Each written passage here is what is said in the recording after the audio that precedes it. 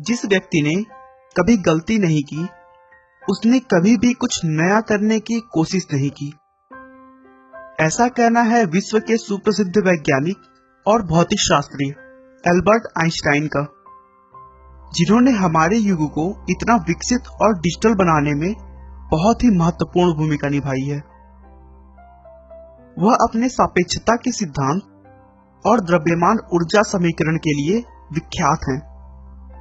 इस फॉर्मूले का उपयोग मुख्यतः एटॉमिक बम बनाने में किया जाता है, जिसके लिए उन्हें फिजिक्स के नोबेल पुरस्कार से भी सम्मानित किया गया था। दोस्तों, आइए हम उनके बचपन में चलकर उन्हें अच्छे से जानने की कोशिश करते हैं। आइंस्टाइन का जन्म 14 मार्च 1879 को जर्मनी के यूम शहर में हुआ था। उनके पिता का नाम हर्मन आइंस्टाइन था, जो कि एक इंजीनियर और सेल्समैन थे। जब आइंस्टाइन पैदा हुए थे, उस समय उनका सर उनके शरीर के हिसाब से काफी बड़ा था। शुरू से ही वह अन्य छोटे बच्चों से अलग थे। वह छोटे बच्चों की तरह बिल्कुल भी शरारतें नहीं किया करते और एकदम शांत तरीके से रहते थे। दोस्तों, बच्चे पैदा होने के बाद अक्सर 1 या फिर 1.5 साल में बोलना शुरू कर देते हैं, लेकिन उन्होंने बोलने में 4 साल लगा दिया था और करीब 9 साल तक अच्छे से नहीं बोल पाते थे, जिससे उनके माता पिता को उनके भविष्य की चिंता होने लगी थी।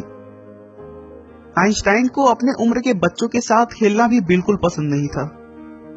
उन्होंने अपनी कहीं अलग ही दुनिया बना रखी थी।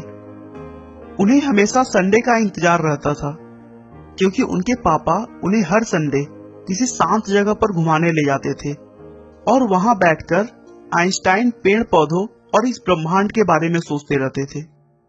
उनके मन में हमेशा यह बात रहती थी कि आखिर ये दुनिया चलती कैसे है। अपनी शारीरिक कमियों और न बोल पाने की वजह से उन्होंने स्कूल जाना बहुत लेट स्टार्ट किया। उन्हें स्कूल एक जेल की तरह लगता था। उनका मानना था कि स्कूल एक ऐसी जगह है जहां कोई भी आजाद नहीं है। इस सोच के पीछे एक कारण भी था।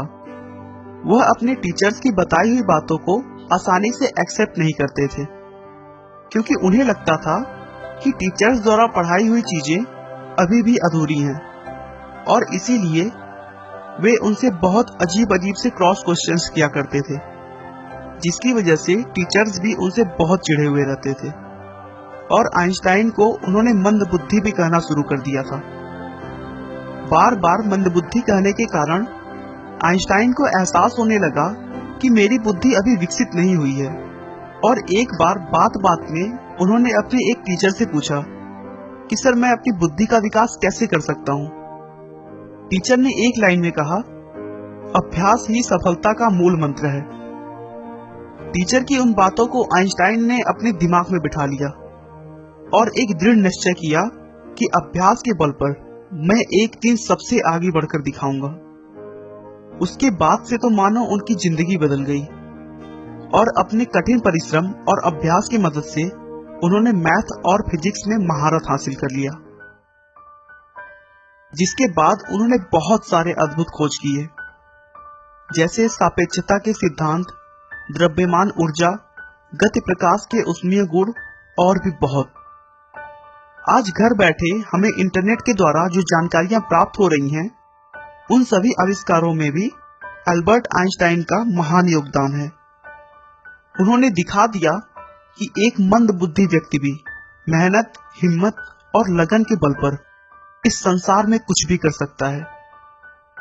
एल्बर्ट आइंस्टाइन अपने दिमाग में ही पूरी रिसर्च को सोचकर पूरा प्लान तैयार कर लेते थे, जो कि उनके लैबोरेटरी प्रयोग से ज्यादा सटीक होता था। एल्बर्ट आइंस्टाइन को इजराइल के राष्ट्रपति पद का प्रस्ताव भी दिया गया, लेकिन उन्होंने इसे विनम्रतापूर्वक मना कर दिया। अमेरिकी सरकार आइंस्टाइन के टैलेंट से इतना डर गई थी कि उनके पीछे अपना जासूस लगाकर रखी थी, ताकि उनके रिसर्च का कोई गलत प्रयोग ना हो सके, जो कि देश के लिए हानिकारक हो।